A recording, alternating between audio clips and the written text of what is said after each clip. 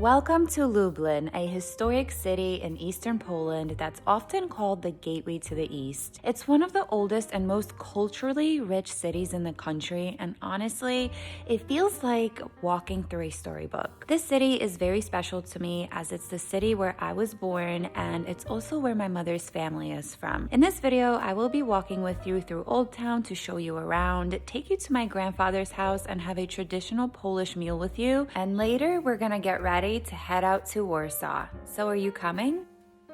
Let's start our tour with the Lublin Castle. It's one of the most important landmarks in eastern Poland, the Lublin Castle. The castle sits on a hill overlooking the city and dates back to the 12th century. Over the centuries, it's been a royal residence, a political meeting place, a prison, and now a museum. One of the most fascinating parts of the castle is the Holy Trinity Chapel inside.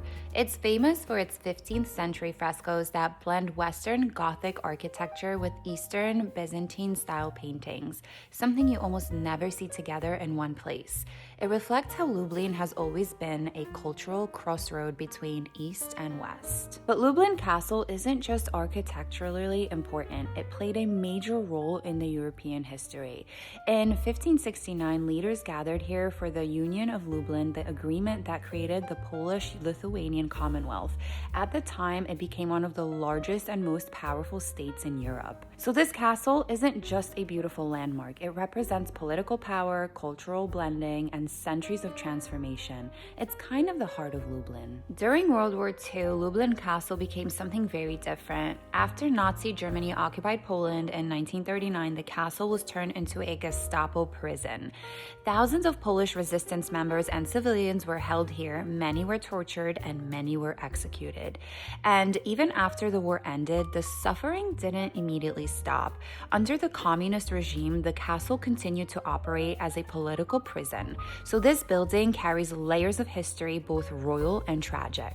Today, it's a museum, and I think there's something powerful about that. A place that once represented repression now preserves history and culture instead. Lublin's Old Town is one of the most beautiful and authentic historic centers in Poland, with about 70% of its original buildings still preserved. Walking through these cobblestone streets feels like stepping back in time. Colorful Renaissance townhouses, medieval gates like the Krakow Gate, the hidden courtyards that date back hundreds of years. Lublin was once a major crossroad between East and West, and you can feel that cultural blend in the architecture and atmosphere. During World War II, this area witnessed unimaginable tragedy. Before the war, Lublin had a thriving Jewish community and was known as a major center of Jewish learning. Under Nazi occupation, much of that community was destroyed, and the nearby Majdanek concentration camp became one of the most horrific sites of the Holocaust. Yet today, the Old Town stands not just as a reminder of suffering,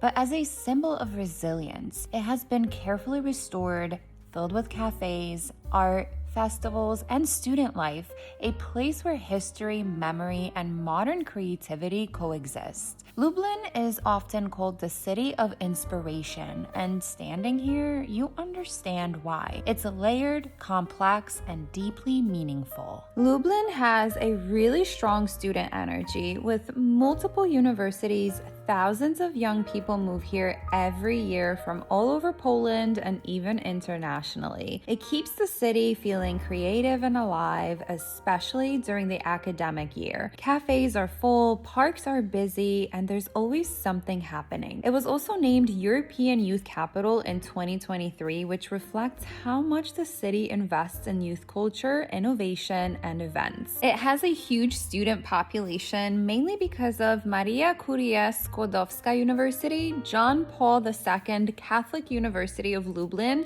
Lublin University of Technology, and Medical University of Lublin. Now let's talk about Lublin's nightlife, because it's not like Warsaw's, it's not like Krakow's, and it's definitely nothing like New York City. It's more intimate. The nightlife here is fun, but more relaxed compared to bigger European capitals. Because it's a university city, there are plenty of student bars, small clubs, and cozy pubs in the old town. Everything is walkable, which makes it feel intimate and social rather than chaotic. It's affordable, student-oriented, pub culture heavy. There's lots of outdoor seating in the summer and more about conversation than flashy club scenes. Let's talk about Lublin's family life because Lublin is very grounded and family oriented. It's very quiet, it's green, and it's very affordable, more than Poland's largest cities, which makes it very attractive for families. You see parents walking with strollers, grandparents sitting in the parks, and multi-generational households are still common. It's slow-paced, safe, affordable, community-driven, and not career-obsessed in the same way big capitals are. It has that Eastern European stability energy. So I actually wanted to tell you guys what the average monthly costs, approximate in US dollars, would cost for a single person to live in Lublin. So rent for a one-bedroom in city center will cost you between $500 and $800. Rent outside of the city center is a little bit cheaper and it runs from $400 to around $600. Utilities are actually very expensive in Poland and they are about $100 to $200. Groceries are also very expensive and the bill will run you between $250 and $350. If you are dining out occasionally, it is going to cost you anywhere between $100 to $200 and transportation will be between $25 to $40. So your average monthly will be roughly between $900 and $1,500 depending on the lifestyle.